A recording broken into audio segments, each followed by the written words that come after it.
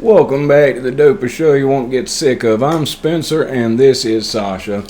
Spent most of my 20s in federal prison, but I've been off heroin since April 9, 2010. Got a lot of stories about the dumb stuff I did to get put in prison. I've also got a lot of stories about the crazy stuff that I actually saw when I was in prison. And God forbid you end up in prison. You'll have to make some of the same mistakes I made. So, there was an awful person went by Haitian Jack. Now, the two of these things go together. I was watching a show behind Bar's rookie year, and I was thinking, some people watch certain shows and they think, well, that's just how prison is. Now, prison to prison, every prison is different. I've heard stories about every different which one, federal and state, have a lot of differences, a whole bunch of differences, especially in Virginia State Prison. From everybody I've known, it's a lot more independence and stuff like that. Of course, higher custody in the federal system, it's a whole lot more gang related. At the lower security, it's not as much of a thing, and that's the thing. Camps and low securities, I believe they make up something like 50 or 60% of the federal prison system. So camps and lows are where half the people that are in prison in the federal system are doing their time at. Of course, USPs, which is the highest custody, that only makes up about like 10 to 15% at the very max. And that's a completely different thing. Like, everything's so controlled in that. But every prison's different, even in the federal system. Petersburg Low used to be an old military prison. Each building looks like a different prison, completely. They have three buildings that were built, they're newer buildings. They were built in more recent years, in the last 20 years to 30 years. But the majority of that compound was built in the 1930s, and it was a military prison. Richmond Hall still has the old bars. That was like the facility and stuff. And there were actually a few people who were in that prison like back in the 60s, like Clarence Eugene Robinson, the guy I've spoke about as one of the baddest dudes I met in prison. He was there back in the 60s, and he could tell you about when it was a serious place. But anyway, a big difference that I see, watching that show, I watch how a lot of the inmates talk to guards. I thought, oh Lord, somebody there talk to the guards like that. Especially certain ones. Now, Haitian Jack isn't the inmate. Haitian Jack is a nickname that got given to this lieutenant. It makes a scowl what he always looks like. He's making his mean face all day. He was a sadistic, awful, mean mother. And there are people out now and verify this. There was one day, pill line, people get their medications. He kept telling people go back to their unit for some reason. People get used to doing the same thing. Some people didn't listen. Some people stood in line. No, we get our medication at this time. They're getting ready to do it, not missing my meds. So some people stood up there. I went back to the unit. I'm not messing with that dude. I already heard the stories about him. And all 20 or so people that were standing there waiting for their medication, which was the normal routine. He was just power tripping, bullying. He put in the hole. They stayed in solitary for like a day or two before they got out. And there was something even worse that would happen. If you got really mouthy with Tim, said some of the stuff I hear people saying on that TV show, if I didn't have these cuffs on, I'd do this to you. Say it to Haitian Jack. You're going to come back out not looking the same as you did when you went in the shoe. In the shoe, which is secure housing unit, solitary, there's like this thing, like this little sally port, this little area before you enter that doesn't have cameras. And it was said by many personal people that I know that are out now, that I'm sure would love to talk about it, that they would that they said something to him, and that hands cuffed behind their back in this sally port, that's where he'd tune them up. They'd come out not looking the same as they looked when they went in. And I've saw people go in and come out looking different. Okay? That's the lowest low you can do. You know what I mean? Tune somebody up when they got their hands cupped behind their back. That's a vindictive bully, and they need to do better screening for that. Now, Haitian Jack, I don't know what his name was. Me, sometimes I lack a little sense, and you know what I mean, and stuff like that. And I said, that's Haitian Jack. I said, that's what people call him. And they said, no, don't ever say that where he can hear it. And no, you don't want to do that. And I'm glad somebody let me know that, because if I said something about it and he just overheard it in passing, Yeah, got busted up in that little Sally port that they had. But I watch that show, see people, whistling at the women CEOs and stuff like that. Man, there was a lieutenant at the low security, Lieutenant Snowflake, and somebody said, "What can I get a pretty snowflake like you?"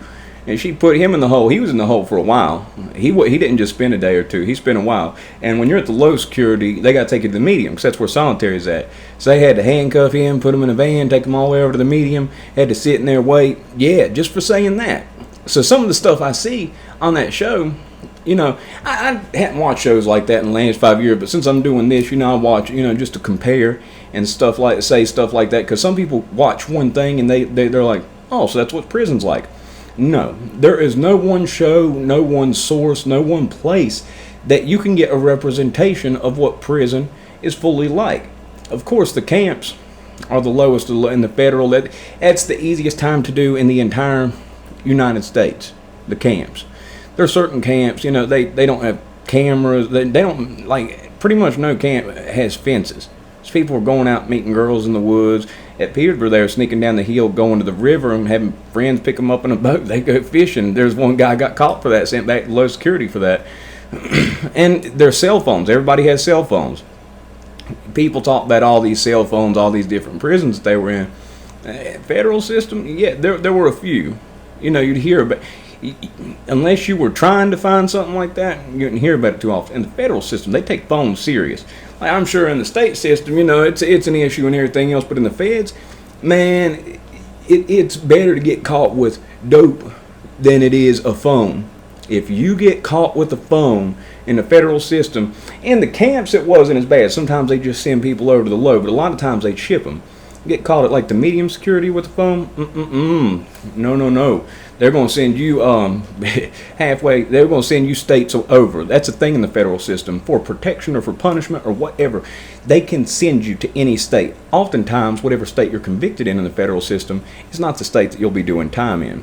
I'm from Virginia, ended up in Virginia, but the judge actually ordered me to Morgantown, West Virginia. I wish I'd got sent there rather than Petersburg, which was a ridiculous show in itself. But how people talk to the guards and stuff like that on there, there maybe in the federal system where it's like a union, they're a union. The guards are a union. I know my counselor at the low security was like a union rep who drove a used Maserati, and a lot of the guards were scared because he held power. He'd get a lot of them fired or anything else. Basically, union, they get like a lot of mafia stuff is union related. Of course, he wasn't mafia, it's just a middle-aged joker who like to talk crap. But they get more money than everybody else. They pay their dues or whatever, and they get a part of that. And yeah, so I think there's more like a brotherhood of covering up and stuff of the sort. But stuff that gets said on that show, I'm like, oh Lord, I can't imagine somebody said that there. Like Haitian Jack, they're gonna come out. It wouldn't have been good. And that's a number of things like that. A number of different CEOs that were known to have tempers, to be malicious. Just have anger issues, and some of them just like to be petty. Some of them like to be annoying. We had one that was a former professional football player, was a lineman, and he had a leg injury, and I think he was bitter that he hurt his leg, and now he's working as a CEO. At the low security, it's a dormitory setting, but it's a building. It's not an open pod. So there's different quadrants to it, but you can hear this guy. He'd stand at the door when it's time for a meal. Everybody crowds around the door, try to be the first one out, and then they quick walk to the kitchen. Some people try to quick walk past other people, so they'd be first in line. Everybody crowds around that door. Well, a lot of people getting off work late. Some people work the night shift, in the kitchen, or at Unicorn, which is a private prison business. It's basically slave labor, but they pay better than any prison job, so you won't hear any complaints. Rather than making 20-30 cents, they pay $1 an hour, so you won't hear anybody complaining. And people make better money at it. But in the ultimate grand scheme of things, the prison's making a percentage of that profit, and that company's getting slave labor. They're getting labor for $1 an hour. That goes all the way up to $2 an hour. I mean, that ain't right. But anyway, that guard, he'd stand at that door and he'd sing. He couldn't sing, not a bit. He'd sing as loud as he could. As loud as he could. He loved it when someone argued with him, and he'd literally stand over them. He's a big man. Big man. They said he could bench press 495 for a couple reps. I believe. I mean, he's a college football player. I mean, he's a professional athlete before he ended up being a guard. So I mean, yeah, he's a big man. And the intimidation and certain things that sort, when people know they're in a blind spot, and guards speaking up for other guards, you hear about this stuff getting put out there more and more now. But that Haitian Jack guy was the worst. He was the worst. That more cases of that happened than anybody else. He came in looking angry. He looked like he had mental issues. He literally made this face. His face did not naturally just configure with that look that he had on there. It was, his eyebrows were down hard, and he poked like this scowl that just, and he did that, and he was looking for something, looking for an issue, and he would do things. See, a big part of prison is routine. Routine is what makes your time go by quick. You get a good routine and the days just go by. When stuff disrupts your routine, it disrupts your whole mentality in there. And he would do things to intentionally disrupt the normal flow of things just to see if somebody would say something to him. And sometimes it was less, sometimes it was more. But there were so many times that you heard stories of this and that you saw people come out not looking the same as when they went in. All those guys that went to solitary confinement for being out there in pill line, they got out, they didn't get any write-ups. There wasn't nothing to write them up for. They were in pill line and everything else, and they did pill line short. They had to do a special call over the loudspeaker that day, in which Tom went back out. I knew they would. I knew the PAs would be like, yeah, we're ready to do this. We're the inmates. And he did that just to be petty. He'd been working there for so long. He knew they gave pills at that time. But there are certain people that should be screened better. A Stanford prison experiment, which I took in sociology, and during my time out on bond, I took a college class. I took corrections and I took sociology just to get ready, just see the mental side of things. You can do a lot. Prevention and everything else if you just have a little bit, half a clue. So I tried to educate myself a little better, and it just so happened in sociology, studied the Stanford prison experiment, which imploded. They took a bunch of students and they made half of them inmates, half of them corrections officers. And there were different behaviors of each one. Some inmates would break down, some would go with the flow, some would rebel and do crazy stuff. The COs, it was the same. Some would feel bad for the inmates and sneak them stuff. Some would just do their job, and two of them specifically were just bad, just sadistic, one more than the other. And when that happened, the ones that were just going with the flow just ignored it. They overlooked it. They overlooked it. And that's something that you see a lot. You see a lot of even the guards that are decent, even the guards that are just there doing their job. When they see something that's happening, especially a person that's a higher power than them, a higher rank than them, they'll overlook it because that person is a higher rank, they're a union, that person can complain on them, possibly get their job taken. So it's something that's messed up that I personally witnessed with Haitian Jack. That was one over anybody else, and the people that are out now can tell you, yeah, and some people, stand up to it and no one's going to have it anyway. Some people don't know when to just shut up and get out the way, you know what I mean? You know what's going to happen. You knew he's looking for that. Why even humor him with it? He wanted that to happen. He wanted you to buck, and he wanted to take you in that little sound port where there wasn't any cameras, and that's where the word was. And like I said, people out now that one specific that yeah, I know for sure. I've heard him talk about it that it happened. So it's something to know and something to think about. It doesn't always run fairly. It doesn't always run smoothly, and it does not. And it's not because the inmates. It's because certain people, simply because they've been working there so long, end up with a certain rank, and they have a reign of terror. There was another one, another lieutenant at the low security, just ghetto as could be. She'd be smoking a cigarette, cussing at people, and even though she was ghetto as could be, I mean, talking crazy to people. The only time that I really laughed hard about it, it's the only time that a chomo made me laugh. Well, I mean, by something they said. There was things that happened to him, plenty that I laughed about. But this guy walked out, and she's smoking a cigarette. She said, "What are you looking at?"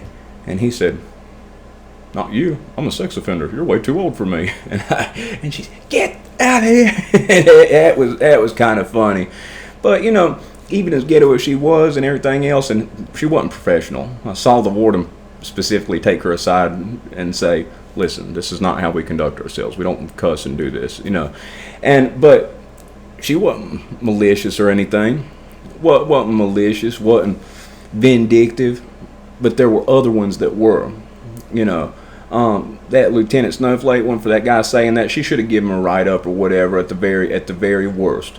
He shouldn't have gone to the hole. It should have been like you lose your phone or email or something for 30 days. Shouldn't have gone to the hole for a couple weeks. Solitary confinement for 2 weeks for saying simple words like that. And certain people get certain signals and they think somebody likes them. I had somebody in my workout crew, this dude who went by Booby. Booby thought this CEO liked. I'll tell that story another day, but he made a boo-boo. Booby made a boo-boo. And he ended up in the hole for that. He got back out. And he told us the whole story, and you could tell how he told it. He really thought she was feeling him.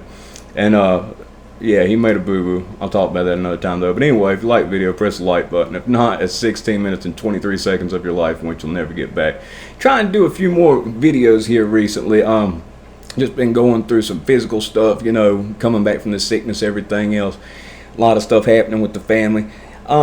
Doing these videos, sitting down doing this, I'm busy most of the day. But when I'm not busy, as soon as I get in, I do these. It's helped me, help me a little bit with some of the stuff I got going on. I ain't talked about this stuff in 5 years. This is stuff I've held in for 5. There's a couple people, boxing coach, but most of the people I train with, professionals, psychiatrists, lawyers, doctors, judo club and jiu-jitsu gym. At the boxing gym, Cujo, Sky Sigma, he loves some of these stories. As soon as I walk in the door, he's like, "Tell him about Big Midget's pink sock." That's his favorite story. I have to do that one another day. But anyway, it's helped a little bit, just where I had so much on my mind. It gives me something to do, put something into, so then my mind isn't wandering. Because when my mind's wandering, that's when I get to getting in my head. So, I've been doing 2 days. I'm always going to do 1 a day. That's what I promise you. But just that's why I've been doing a whole bunch recently. I know I've been doing a whole bunch, but it's stuff I've been holding in my head, so it's nice to get some of it out and talk about some of it. And a lot of it, I ain't even thought about till I started sitting down making these lists. I've got probably literally 20 pages. Each line has just a couple words. Oh, press this button. Sorry. Oh. And it reminds me of something. And I'm still remembering different stuff every day. I'm watching one of these TV shows. Oh, yeah, that happened. And then I write down another 2 or 3. It's crazy. And then the stuff before prison. I mean, I was set to be Frank off of Shameless. Like, I was going to grow up to be Frank, basically. Which Frank was a smart dude on Shameless. When you broke it down, he just... crazy addict that did dumb stuff. Every day was an adventure with Frank, But anyway, if you liked it, press the like button.